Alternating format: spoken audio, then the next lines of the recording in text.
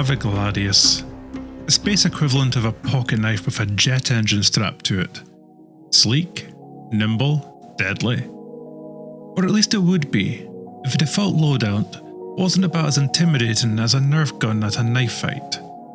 Today we're diving deep into how to turn this starter-friendly pew-pew machine into a properly terrifying death dart. Wherever you want to sneak around like a space ninja, brawl your way through the targets like an angry pub bouncer, or just want guns that actually do more than tickle. This is a video for you. I'll be sharing my two favourite Gladius builds, one for stealth, sneaky, quiet and dangerous, and one for brawling, bold, loud and brutally efficient. We're going to walk through what I equip, why I equip it, and how it transforms a Gladius into something worthy of fear. Let's begin, shall we? Now, out of the box, the Gladius comes with two all-stop shields, one Regulus power plant, two bracer coolers, one beacon quantum drive, two Panther repeaters, and a single Mantis Gatling gun. Sounds alright, right? Wrong.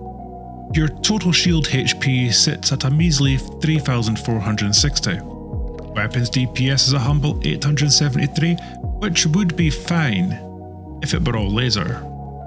EM signature is 14.5k, IR is 19.4. It's not a fighter, it's a flying glowstick, loud, visible, and armed with foam darts. If you show up to PvP with this build, you're basically offering your enemies free target practice. But fear not, with some tweaks you can turn this paper plane into a pocket nuke. If you prefer the subtle art of murder, welcome to the stealth build. Now, this isn't just slapping on some grey paint and whispering into your mic, this is an actual stealth configuration. First off, shields. I'm running a Targa and a Mirage. Why? Because the Mirage is great for stealth. It's the ninja smoke bomb of shields.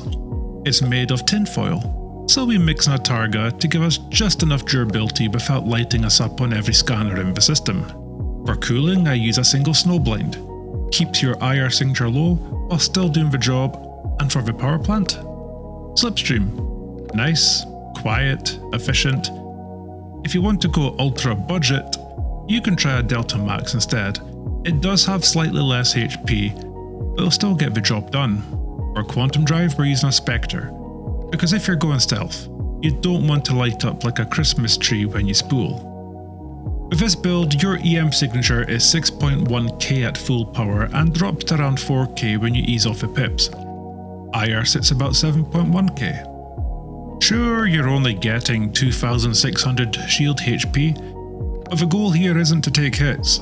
Is to make sure they never see you coming. Weapons stay more or less the same, except we swap out the Gatling gun for another Panther, so we'll be running 3 Panther repeaters, keeping the DPS around 873, but also keeps your signatures nice and low. If you enjoy hitting people before they even realise you're there, this is your loadout. Now, let's talk about the Brawler build. For when subtlety is overrated and you just want to delete someone's ship with overwhelming force. First up, shields. Palisades. 2 of them. 2,240 HP each. Big beefy bubbles that say, "Yes, I came to fight." And the power plant? JS300.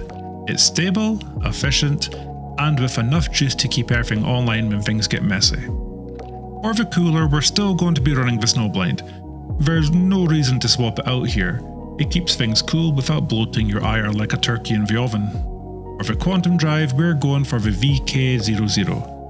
It's the fastest drive available. It's like pulling the 1 litre engine out of your nan's hatchback and cramming in a Ferrari V12.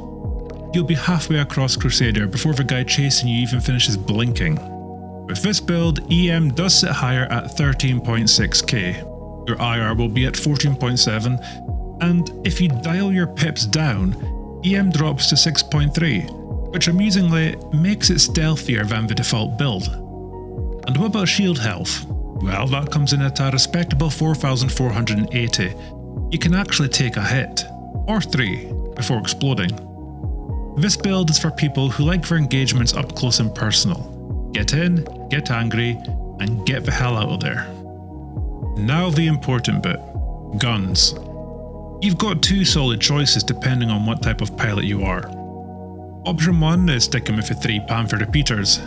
They're a good choice with a fire rate of 750 RPM. Projectile speed is 1800 meters a second, and the DPS on the Gladius is 873.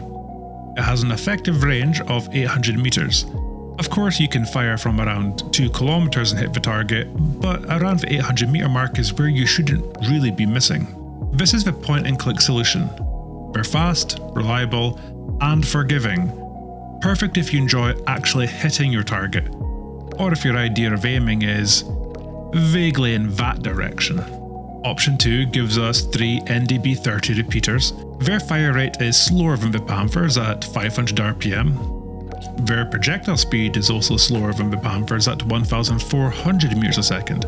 Their effective range is 400 meters, which means you do need to get even closer than you do with the Panthers.